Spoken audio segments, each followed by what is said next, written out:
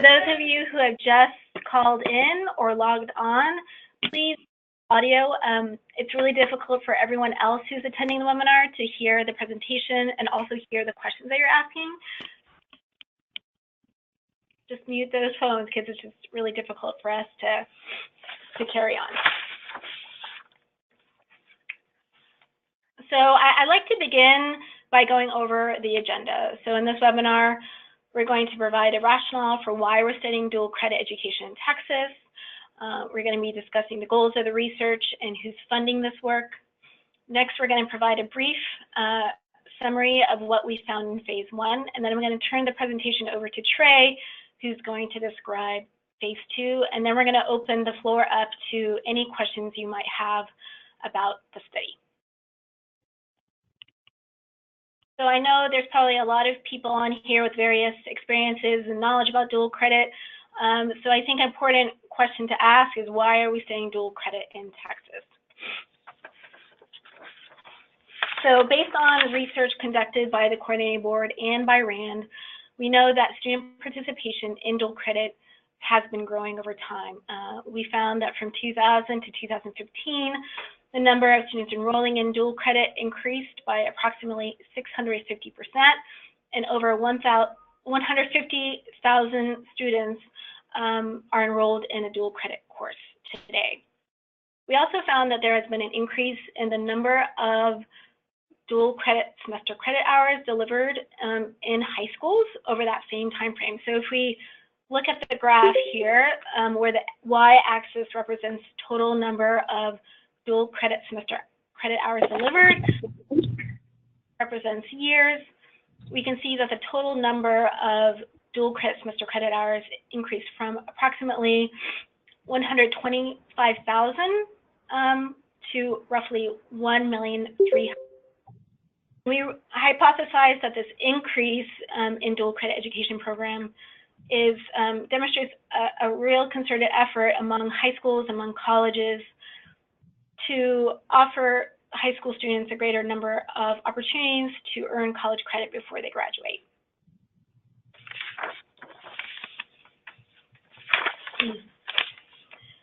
At a time when participation in dual credit is growing, we're also seeing an easing of rules and regulations around dual credit participation and delivery. In 2015, the Texas legislature passed 2 bills. One was House Bill 5, which essentially prohibits the state from restricting dual credit education and seniors. It also prohibits the state from limiting the number of dual credit courses or semester credit hours a student can take while they're in high school.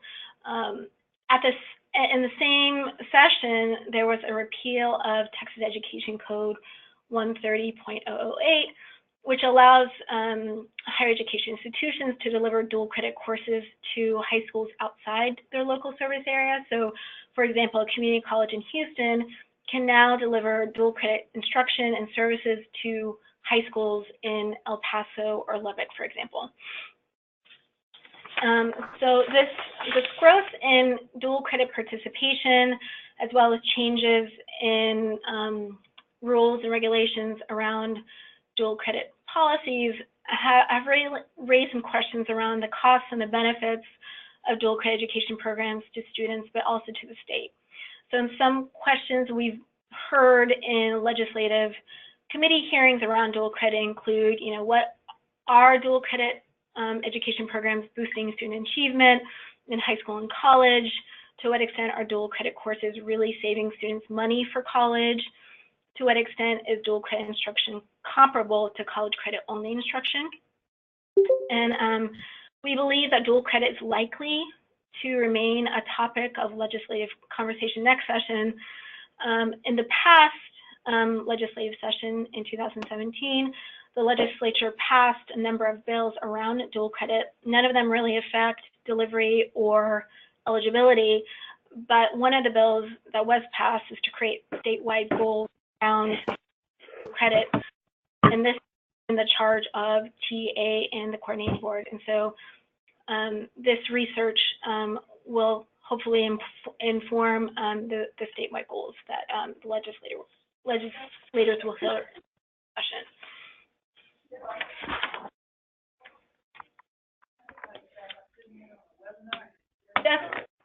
If everyone could mute their audio, thanks. So in the interest of informing policy around dual credit through objective research and stakeholder perspectives, the coordinating board partnered with 2 research organizations. It was RAND to carry out phase 1, and for phase 2, it's partnered with American Institutes for Research. Does it have any video? I couldn't get. Okay, yeah, I can listen. I'll take notes. As a cat. Can we mute the audio? Thank you. The overarching goals of this study are as follows. First is to really document the current quality and efficiency of dual credit education programs and practices, as document opportunities and challenges that come with delivering this type of credit-based transition. The second goal is to determine how Texas can reform dual credit programs and services success, but also improve stewardship of public resources. And a nod to our funders, this research is funded through the College for All Texas Foundation, with generous support from Community Foundations of Texas, Greater Houston Endowment, and the Meadows Foundation.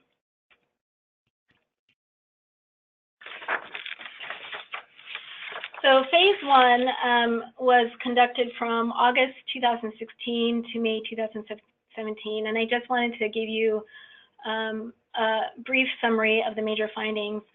If you go down to the bottom of the slide, we've pasted a link to the actual so you can get more information. But overall, we found that prior to the passage of HB 505, credit students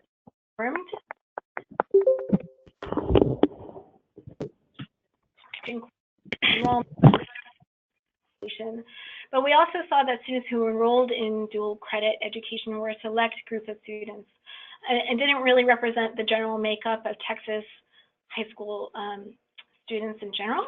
In 2015, white students were still the predominant racial group taking dual credit courses. We also found that dual credit instruction and advising varied widely between education partnerships. So some partnerships taught dual credit campus, others taught them on a college campus. We also found that many colleges employed school faculty versus college faculty and more robust student services than others. So in what we're seeing in practice is dual credit education is delivered in various different ways. And finally, heard that the number of semester credit hours of college coursework that a dual credit student took a 4-year degree was pretty much took less time to complete those degrees. So with that, I'm going to turn over the presentation to who's going to talk about phase 2 findings. Thank you, Holly. Can everyone see me here? So thank you for that great introduction to the study and summary of findings. And thanks to everyone for joining the webinar today of the study, and looking forward to engaging with you as we make progress. And at this point, I would also like to remind everyone once again, please your mics, for particularly those who have recently joined the call. It creates background noise and makes it difficult for everyone to hear. So, okay.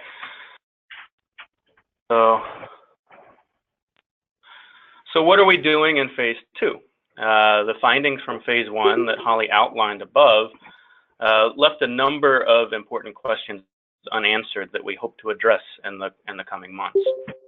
These have pasted a photo of the AIR researcher who is leading the research around each of those questions. They are all here today and available to answer questions about their specific tasks. question we'll address in phase 2 is whether the positive outcomes we saw from dual credit participants relative to non-participants in phase 1 can be attributed to their dual credit participation, or whether they were due to other factors like superior academic preparation or desire to excel in school. To address, I will use a coordinating board and TEA data to conduct a causal impacts that will be able to isolate the effects of dual credit on student outcomes. In doing so, we'll identify whether dual credit programs have differential impacts on student characteristics, as well as various approaches to dual credit education. Like early college, high school, on versus off campus and online. It's important to note that most of the outcome data we'll have will be from students who were in high school prior to House Bill 505. So we'll be estimating the causal impact of dual credit participation prior to House Bill 505. But we'll also do our best to identify whether student outcomes changed after House Bill 505. So second, we will assess factors that may contribute to the disparities in dual credit participation that we uncovered in phase 1. So I'll use coordinating board and TEA data to assess the extent to which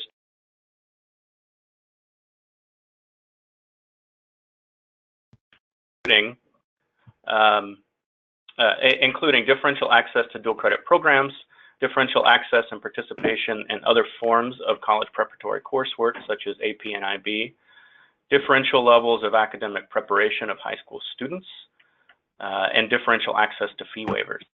My colleague, Courtney Tannenbaum, who is leading the advising study that we will discuss shortly, will also explore qualitatively the extent to which differential participation rates may be driven by advising practices. Third, phase 1 uncovered systematic differences in instructor character across dual credit and college credit only courses.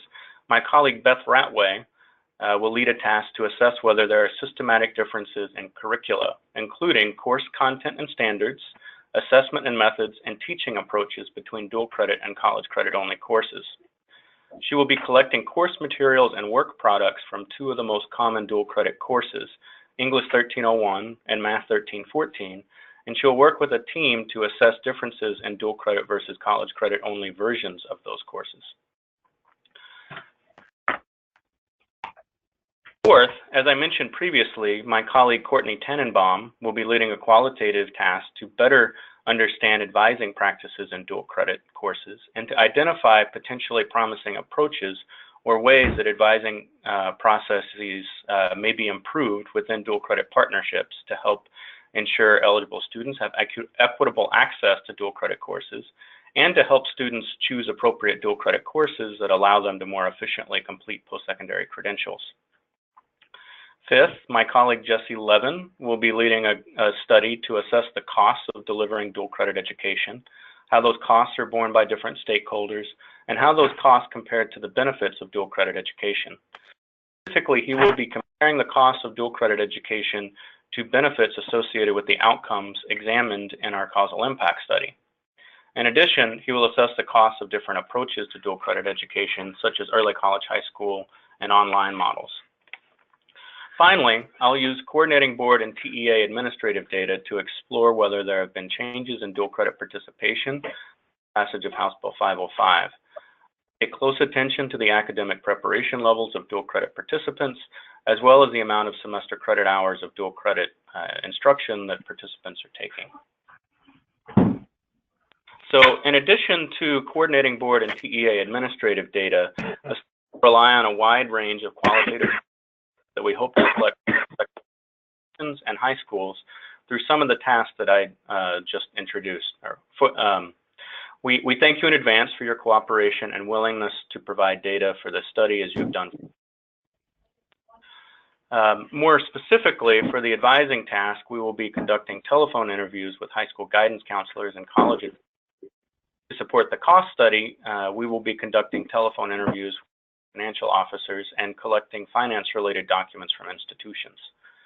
Our examination of course curriculum will entail the collection of course materials and graded assignments from instructors who teach English 1301 and Math 1314. For the qualitative tasks, we are currently developing the sampling framework, but plan to collect these data from a purposeful sample of approximately 50 dual credit partnerships across the state that are meant to be representative dual credit partnerships statewide, while also capturing a number of key features that we hope to delve into more deeply in the study. Note that while this is a collaborative project with the coordinating board, no information that you share with us will be shared with the coordinating board in a way where it could identify you or your institution. And the information you share will never be used for accountability purposes. This is meant to ensure that you feel comfortable sharing accurate information that can be used to paint an accurate picture of dual credit programs in Texas and be used to make informed policy decisions. At this point, we're just kicking off phase 2, but we have a tight timeline and many activities getting underway. This month, we're finalizing qualitative protocols and plan to recruit credit partnerships to participate in the study in late September and early October. In light of the devastating impact of Hurricane Harvey, we'll be reaching out to dual credit partnerships in the Gulf Coast region after we've reached out to partnerships in other regions. But we'll be sure to include partnerships from the Gulf Coast. We'll be collecting qualitative data in fall 2017 and analyzing that data in spring 2018. The 3 quantitative tasks that I am leading are all currently underway and scheduled for completion in May 2018. In terms of report, we'll release a draft report for public comment on the findings from phase 2.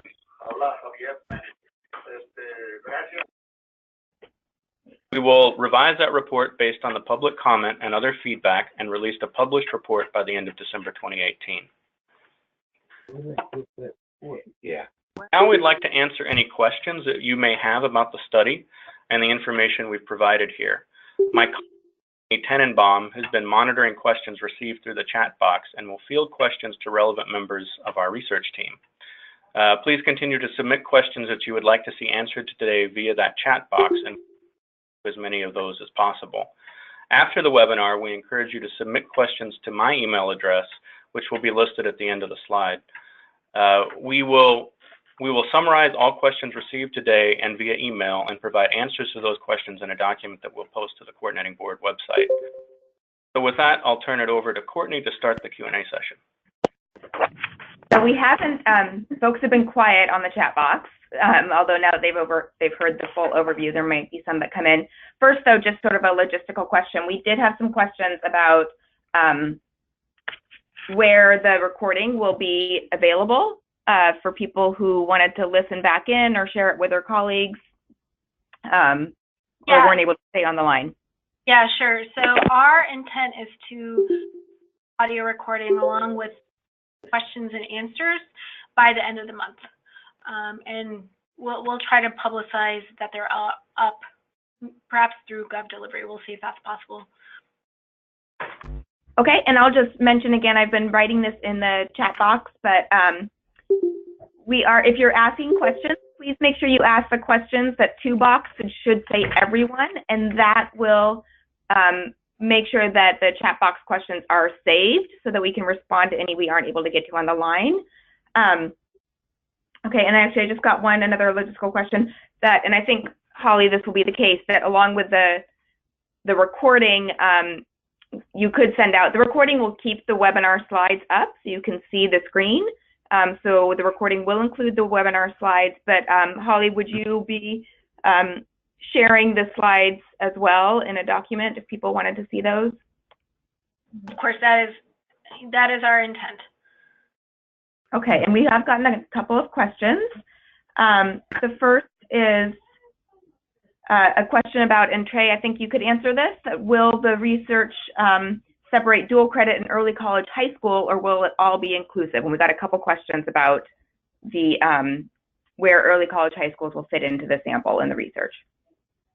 Sure, very, very good question, and we're being sure to separate things out by early college high schools and other more traditional forms of dual credit wherever possible throughout the study. So we are ensuring that in our advising interviews, for example, that we collect information from both dual credit partnerships that are delivered through early college high schools and those delivered through more traditional dual credit models. We will do, we're planning to do similarly with the cost study and break out at least the costs of dual credit by early college high school versus traditional dual credit models and various types of dual approaches in that piece. And we will assess, we're working on the causal impact study right now and trying to assess whether we can look at impacts for different approaches or not. It will depend on a number of kind of technical details about the modeling and statistical power.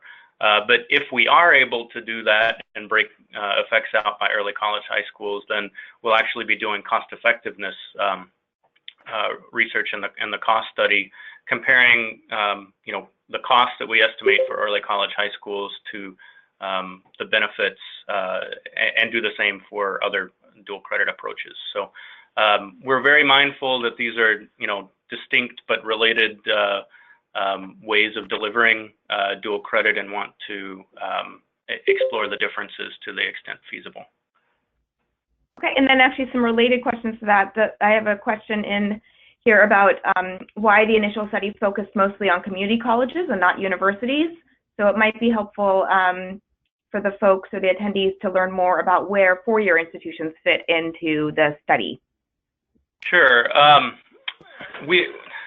Frankly, in the first study, we were just limited in terms of time and resources to be able to get information out for the 85th legislature as quickly as possible. We are going to be including four-year institutions to within our impact analysis, and we're being sure to include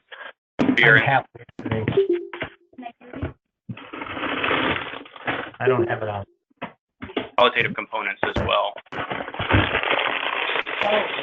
Hi, all. Just remember to mute your phones during the Q&A. That way everybody can hear the responses. Thanks.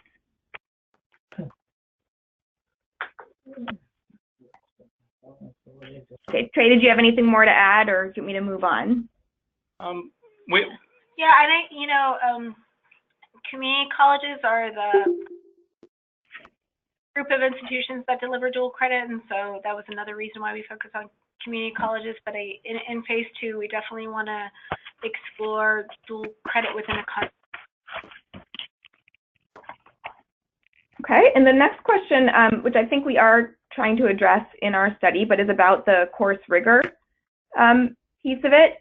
And there's a question about the extent to which we are aiming to break out the rigor questions by who was teaching the course. For example, a high school teacher not paid by the college, a high school teacher paid by the college, a part-time faculty member, full-time faculty member, those sorts of differences. And I guess this could be, Beth, I don't know if you want to jump in and answer this. Hello. I mean, we could. Sorry, I'm on two different devices here. We could, but we haven't really thought about that yet in terms of the. I mean, they'll have identifiers as they turn in. We'll be looking at course syllabi between the two. We'll be looking at assignments, and we'll be looking at student work. And it can be correlated, but I don't know if that's the overall, I mean, individually purpose of the study, but we can definitely look at the differences between what's happening in high school instructors versus the different types of high school instructors, as well as for the entry-level college instructors.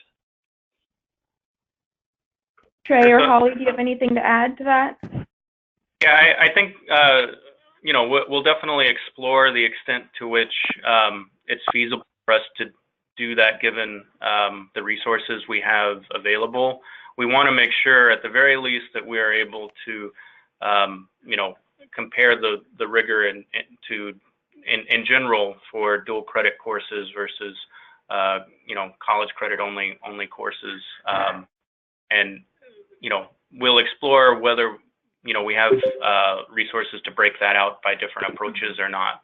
And we're thinking about that currently as we develop our strategy moving forward. Okay, and I do have a question here about the cost study and whether we are focused on the cost to the student or to the educational institutions themselves, or both.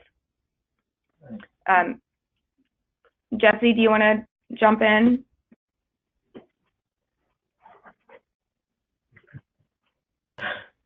Jump, Jesse. Jesse, I saw you logged on, so you'd like to take it. Okay, and if he's having difficulty, Trey, do you want to jump in? Sure. So the question again, sorry. I'm sorry, Trey, I'm Okay. sorry, Trey, I'm here.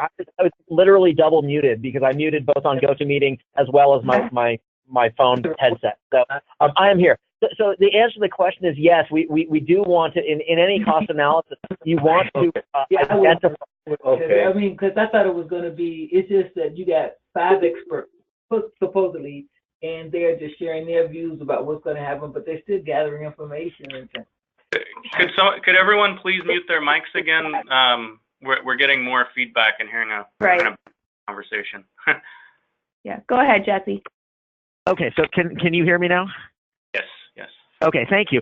So just I'll make it very quick, but the idea is, yes, in any cost analysis, we want to try to identify not only the total cost, but also what is the burden on various stakeholders that bear these costs.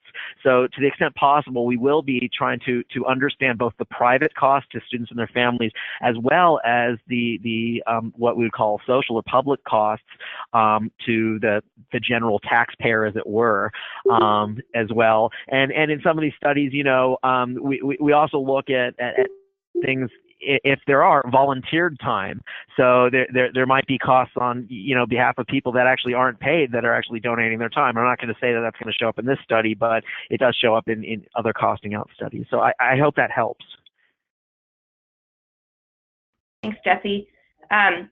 And again, I just want to remind folks that we are going to be, if we miss any questions or don't have a chance to answer all the questions thoroughly, we will be documenting these questions and providing written responses after the webinar.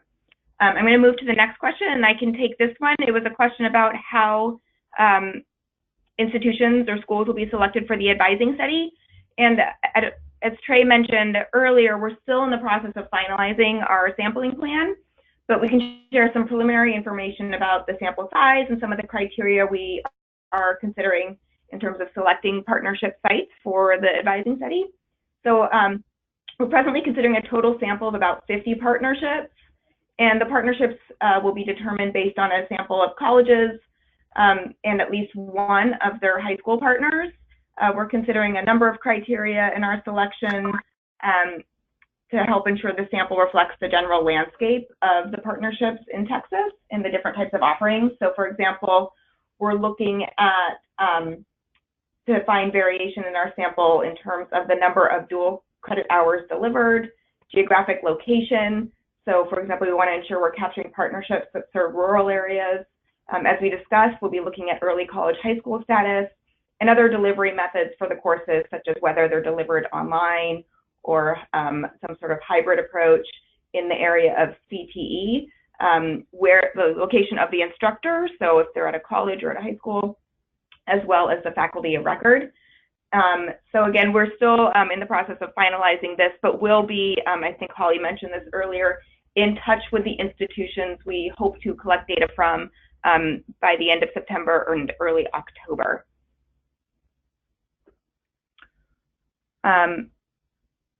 Okay, and let's see, there is a question here about the outcome measures.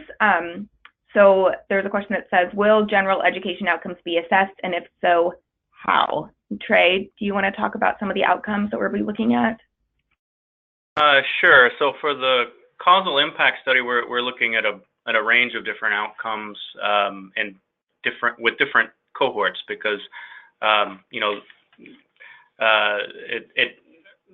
the outcomes you can look at depend on how long it takes to observe that outcome post high school. So, but the range of outcomes we're looking at include, completing high school, enrolling in college 2-year versus 4-year, persistence and completion of post-secondary credentials, time and semester credit hour to degree. Those are the primary outcomes that I think we'll be looking at in the causal impact study. Yeah, and also for the study examining the outcomes of HB 505, we're going to be also looking at similar outcomes. The patient in the 9th and the 10th grades. Okay, and there is also, let's see, a question about, and Holly, you might be the best person to at least provide an initial response to this, is who at the institution will be contacted if they are selected for the sample? I think it'll vary by task, so I don't think we would contact advisors for the rigor piece, but in phase 1, our strategy was to contact the presidents of the community colleges first, and then to ask dual credit directors to participate. So that was a different question that we were asking, but I think we'll still have to figure out who's the best person to participate in interviews and provide course materials. But I imagine that we would be reaching out to college presidents first, and then to who would be best able to provide the data that we're looking for. Okay, and another question that came in is, and Holly and Trey, maybe it's best for you to at least start answering this. Will the research discuss national accreditation, for example, NACP accreditation? Also, will there be some comparison regarding AP testers, AP scores, etc., with dual credit? So for the latter, we are, question about AP and IB, we're definitely exploring that in the causal impact analysis. So we're looking at, basically that analysis is estimating the impact of dual credit programs by looking at how outcomes of students change once a high school starts offering dual credit programs. And one of the factors, involved in that is whether the high school was already offering other forms of, college preparatory coursework like AP and IB. So we necessarily really, kind of have to explore that through the causal impact piece, and we'll be doing so. The other piece was about accreditation. I'm not sure we have anything explicit that we're planning to do around accreditation. Our, phase 1 touched on accreditation in the sense that, one of the factors to ensure rigor of dual credit coursework was, accreditation standards and, faculty, requirements to meet those standards. So, and we showed that, all faculty teaching dual credit courses, all instructors meet those standards really, but nevertheless, there are still differences in the characteristics of instructors teaching dual credit versions of courses versus college credit only versions of courses. So, that is in some ways what, led us to thinking about the rigor piece for phase 2 and really looking explicitly at the course content and course materials. So I don't know if you have anything to add to that, Holly, but.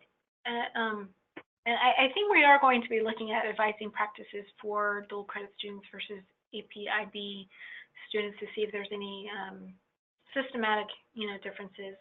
Courtney, I don't know if you want to elaborate on that since you're leading that task. Yep, I was just going to basically say the same thing, that as we're developing the protocol, we will be asking advisors about this and how they're, yeah, exactly what Holly just said, some of the differences, or where dual credit advising may fit in with AP advising, and how advisors sort of navigate that and work with students to determine what might be the best pathway for them. And then actually there was a comment as well, and maybe Trey and Holly, you can speak to this in terms of study design. There was a question that asked, will you include the student voices in the studies? So this study doesn't really gather the student perspective. So just last year, UT System began a study that conducted groups with students trying to capture their experiences in dual credit. That report should be out soon. We hope to leverage what the UT System has learned in our own study, but this study doesn't particularly focus on kind of student experiences in dual credit education courses or services. Yeah, I mean, you know, we recognize the importance of the student perspective. We had some resource constraints in terms of, you know, the questions we were able to address, and given that you know, UT System had the ongoing study and we'd seen presentations on it, you know, we've been aligning our work with theirs all along, and we thought that that was you know, useful information that we would draw on as we, you know, kind of make conclusions for, you know, policy and practice out of the work that we do. So basically, we're mindful of it, and we're hopeful to that we'll get that perspective from other resources or other places.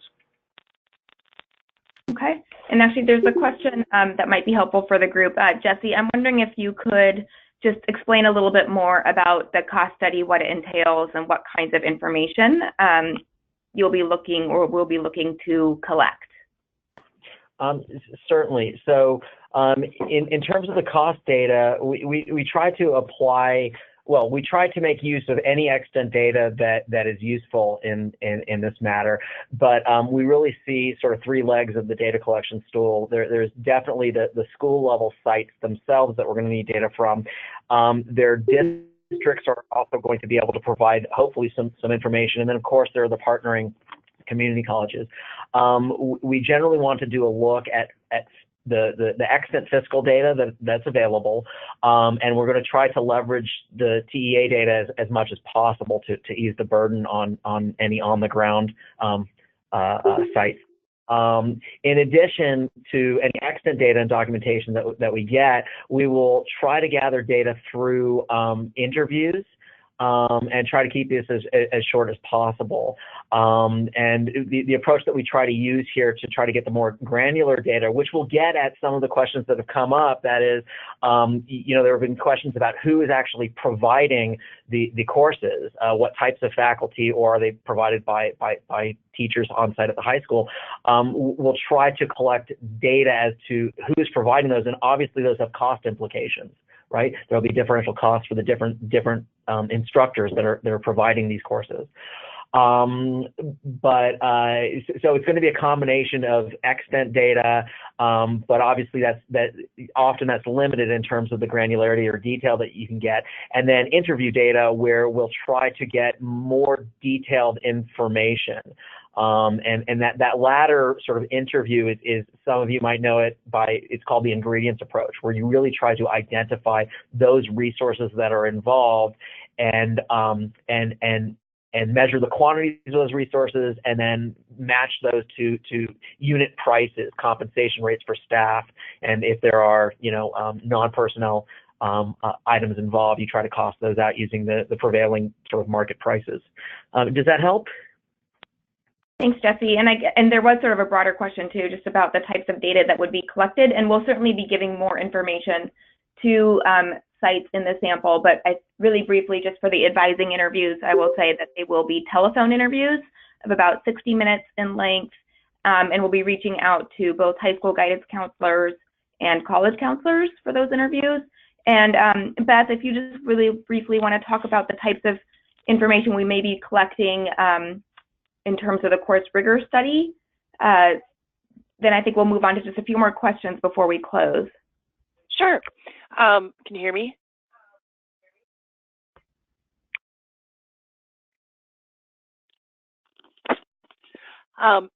So we're going to be looking at course syllabi for both sets of courses. We're going to be trying to access and get 3 sets of student assignments on similar topics in math and intro English course. And then we're going to look at student work and ask for student work and different levels of student work per that assignment. And we'll be looking at rigor and expectations starting in the syllabi, identifying common topics through the syllabi, and then going through and having 3 dipstick points along the way in terms of looking at assignments or quizzes or tests, depending on kind of where there are similarities that we can look at. And then we're building rubrics right now to start to think about looking at the structure, the structure and the rigor of the assignments and the student work and what's being turned in as a result of what's being asked of the students. Thanks. And then let's see, there was a question about whether we may be considering any sort of advisory council of dual credit administrators to help inform the study or maybe share findings with. We haven't thought about an explicit advisory council yet. I mean, we are committed to regular engagement with various groups, including, TAC and the dual credit task force that they're leading, and TEA, and you as we'll continue, webinars as we move forward, and give regular updates and give you opportunity to provide feedback and input. So we're really envisioning the entire project as a collaborative. We realize there's multiple stakeholders involved in this issue, and it's an important issue, and we want to make sure that everyone is heard and that the research that comes out of this is representative of the issue as a whole and understands the various views at stake here. So I don't know if you have anything else to add about that, Holly. No, like Trey said, we do not have an explicit advisory council, but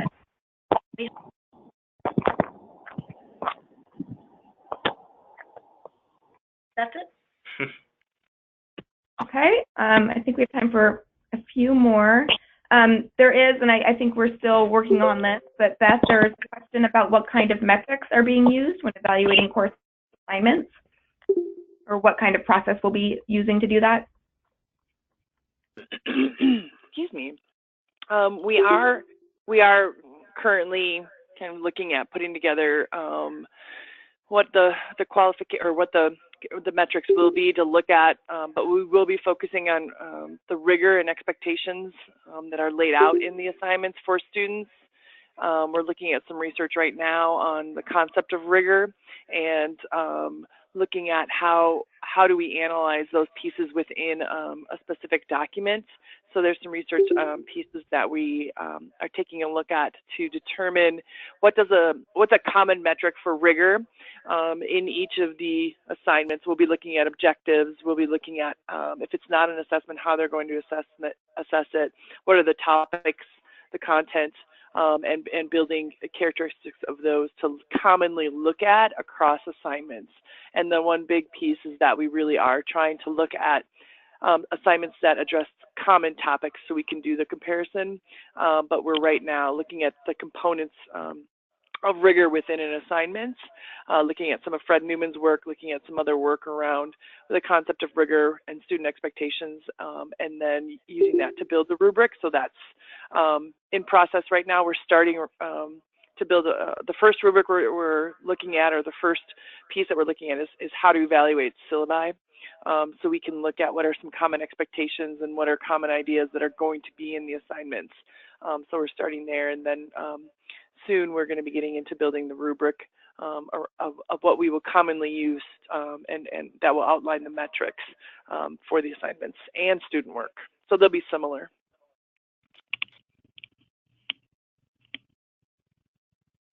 I'm sorry, I'm just scrolling through the questions. We've at least touched on the topics of most of them, and I think some are more easily addressed as a written response following the webinar. So please know that we are, if we haven't specifically asked your question, we will be, asked your question online, we will be providing more detailed responses after this webinar. Let me see. Sorry, I'm just scrolling down to make sure we haven't missed anything.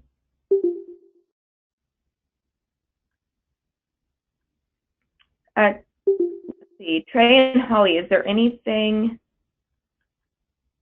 in WrapUp that you want to make sure we share in terms of logistics or housekeeping? Just one to reiterate, if we didn't get to your question today, or if you think of additional questions, please email them to me. My email address is on the slides here and was in the invite to the webinar. And we'll be sure to summarize all of the questions we receive, both through this chat box and through email, provide answers to everyone as soon as possible.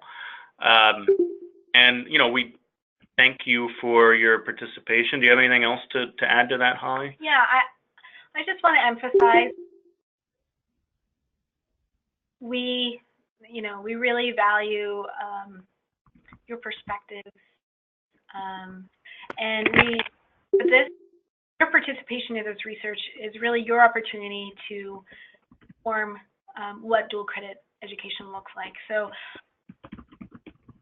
this study is not meant to any institution for any practice that be different or from the norm. So we just want to really learn what dual credit education, how can we improve policies and practices around dual credit. So I really encourage you to participate in the study, be honest with the research team, and like Trey said, this is not an accountability test. We will not call any institution out. We just really want to know what is working, what is not, and how can we improve so we can reach the goals of 60 by 30 text. Yeah, that's all I really wanted to say. Well, yeah, thank you, Holly, and I definitely reiterate everything Holly just said, and look forward to continuing to collaborate with everyone on the webinar today, and look forward to addressing the questions and feedback that you have on the webinar and our plans at this stage, and look forward to hearing your perspectives and on various around dual credit as we reach out to you in the study. So thank you very much, and I guess that's we're good at this point. Yeah, thank you. Thank you, everybody.